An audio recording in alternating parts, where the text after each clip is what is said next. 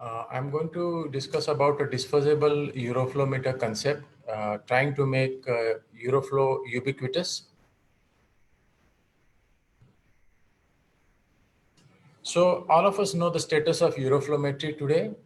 Whenever you have to test a patient, you do a Euroflowmetry, you have to do a urine macro and micro analysis, a urine culture, 3-part urine test, apart from the other tests that are required. So if you have to do a Euroflowmetry, you have to find or look for a Euroflowmetry setup, ask the patient for multiple voids for urine routine and Euroflowmetry. Multiple samples have to be given to the pathology lab, and the patient as well as the hospital has to spend long times in collecting the samples. And the reports have to be collected from multiple places. So we started off with a concept in which I thought whether it would be possible to have one void of urine and have the Euroflow as well as the other urine samples for other tests as well. So it all started with literature review and then conceptualization, designing of the concept, patenting, prototyping, and then bench evaluation of the Euroflowmeter. So if we go to a short literature review, all of us know that handheld Euroflowmeters are available. But the problem with these is that the calibrating holes are arranged vertically, and there is hydrostatic pressure effect on the lower holes, which gives erroneous results. It has to be performed under observation, and there is definitely a impact of the social inhibition when the patient is voiding. Multiple tests cannot be done at the same time. It is messy and leads to spillage of urine. It measures the total volume and the peak flow only, and none of them are at present available in our country. The Western literature and the patent offices also show us a couple of ideas which are electronic, but the cost being exponentially high is a problem, and these models have never picked up. What is the problem with hospital-based electronic Euroflowmetry? Well, you need a dedicated space, electrical power, a technician. The technician himself is a social inhibitor who keeps on talking to the patient, asking him whether he has finished urine, started urine, etc. It is never a natural void. It is a high initial and maintenance cost. Other tests cannot be combined with the Euroflowmeter, and we are dependent on MNCs for sales and support. And usually all the clinics would have an unhygienic anesthetic. So the idea came up when I was supposed to prepare for guests coming at home, and I had to fill in the ice tray for freezing. That is the time I observed that water, usually we start filling the ice cube tray from one end and the water would usually overflow to the next one. So can we use this concept to measure Euroflowmetry? And from there, the CAD designing started. And this was what the CAD figure looked like at the end. So what is the concept basically? It is a row of various cubicles which are arranged in a series. And then we have urine coming into the first cubicle, and there's a calibrated dropper there which allows urine to go fall into the lower part of the cubicle. There is a side channel as seen here, which allows a small amount of urine to go into a side chamber where we can have a strip test of urine analysis. Urine would then overflow from one upper cubicle to the next upper cubicle and so on. Urine keeps on dropping into the lower cubicles, which is through a calibrated hole.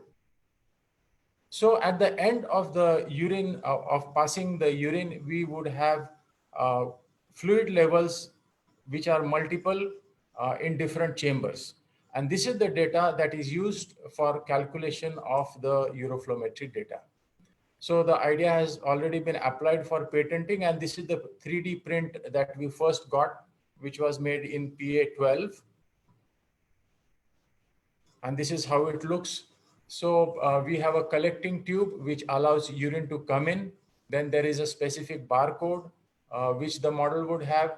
There's a strip test window, and then there's a drain port. So once the patient has finished passing urine, he would just invert the can into the commode and this would empty. And there is an aspiration port. So in case you need extra samples like culture, etc., to be collected. We went through a bench evaluation in which two types of evaluations were done, which I would come to.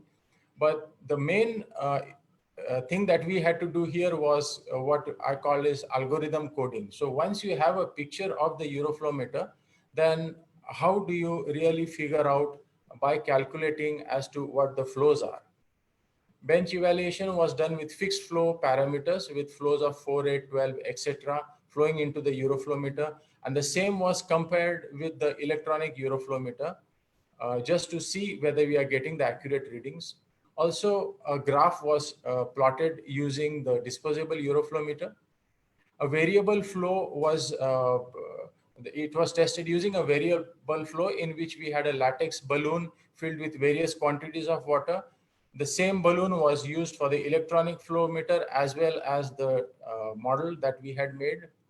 And then we tried to derive a variable flow graph. So after this, the problem was that if the patient has to do the test at home, then what else do we need? Then we need a system like telereporting, and then we need to have a system for mass production and a distribution chain. So the telereporting system that now has been figured out is that the patient performs the test at home. He uploads a picture, a front picture and the side picture onto a web-based app, which is already there. And then the photos come to the headquarters, and then we would be able to deliver the report on his telephone or to the doctor, and thus the report would reach the patient. So this is the form which is available online already. And this is what the finished product looks like. So it has already been put into production, and we have received the first 10 pieces. So the patient would have a funnel like this in which he would void. So this is the funnel, and the urine would flow into the box. Then he has to send us the pictures of the front and the side here. Because of the lockdown, actually the production was stalled, and then the whole project has been pushed till the lockdown opens up again. There are do-it-yourself instructions of how the patient would use the Euroflow. Also, FDA guidelines of how he's supposed to dispose the Euroflow. It is the mass production. It is made up of polystyrene, which is well appreciated medical grade material, and injection molding is being used. So this is the box design that we have done, and the box production is also stalled because of the lockdown. So we are waiting for the same.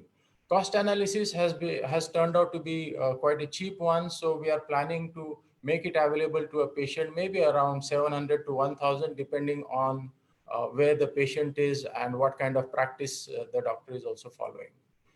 So in conclusion, yes, there is a patient trial which is remaining, and that is because we do not have enough pieces at the moment. We are waiting for the lockdown. But a single-use pre-sterilized kit would be available for the patient, which would be affordable. It would be disposable. It can be used anytime. So the patient can buy it from the hospital or buy it from the pharmacy, take it home, do the Euroflowmetry at his own time, and then send us the pictures. It would allow for home-based natural void Euroflowmetry. So there would be no technician ready to click the mouse when the patient starts voiding. So there's no social inhibition there. It would definitely save the hospital space, time, manpower, capital, and maintenance cost for the hospital is what I feel. It would save the investigation time because the patient will not spend time in the hospital trying to do the Euroflow or the urine analysis and then try to wait for the report.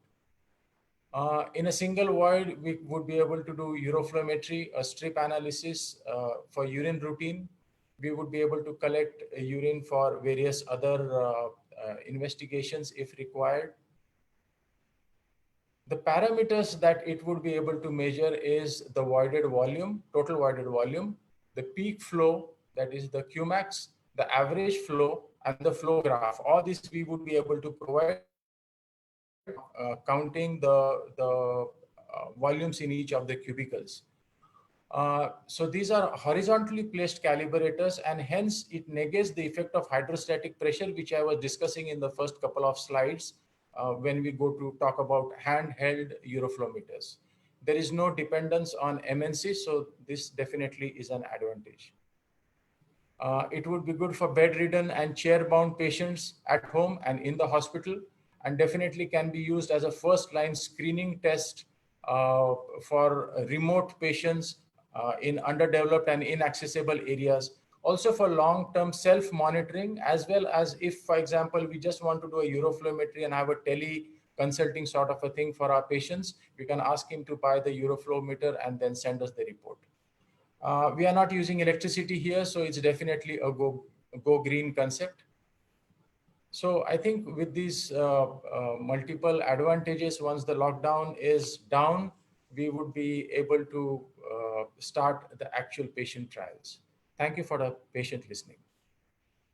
Ashish, I think you should not be talking about MNC. Yourself is an MNC. So it doesn't arise. I think globalization is so much now. I think you yourself can be considered MNCs. It doesn't matter. If the concept is good, if it is going to be affordable, and if it is going to give you that natural voiding effect, which is not going to be there in the hospital, I think that's the best thing that can happen. The only negative, this thing is a processing again, which should happen based on a picture. How far it will be feasible? If you can tumble over that block, if there is something which can be done to tumble over that block, that will be most useful, because there is an interface which is coming in again. There is one interface which comes in for analysis of the result. Yes. So that is going to be a central point again, which may be the tumbling block in your whole design. Yeah, but at the moment we have already spoken to a couple of softwares, and there are photo recognition softwares already available, which they say can be modified and an app can be used. But at the last end, we will have to keep a human person there who actually sees whether the software is doing the right thing or not. Yep. True. Yeah, Ashish, what has come up from the chat box? Purely commercial question. Normal Euroflow is at the 500 to 800 rupee range. Your cost is going to be beyond this. How are the patients going to be accepting that additional thing? What do you feel? Are you going to get a price point down? We are trying to figure out the cost at the moment. Our production cost is below 500, but then the distribution cost would also come in. Correct. But I think all in all, even if we are also trying to figure out that if he's not able to do it in the first word, do we give him a free second session or a free second sample? So all these logistics we are looking into, but at the end of the day, I think we would be able to give a logical, financially viable solution for the society in general. Yes. Great idea. Thank you. All the best. All the best. I think you should be able to do that, and I know very well sure you'll be able to make that interface also nullified to a certain extent, and it cost effective also. Thank you. All the best to you, Ashish. Thank you so much.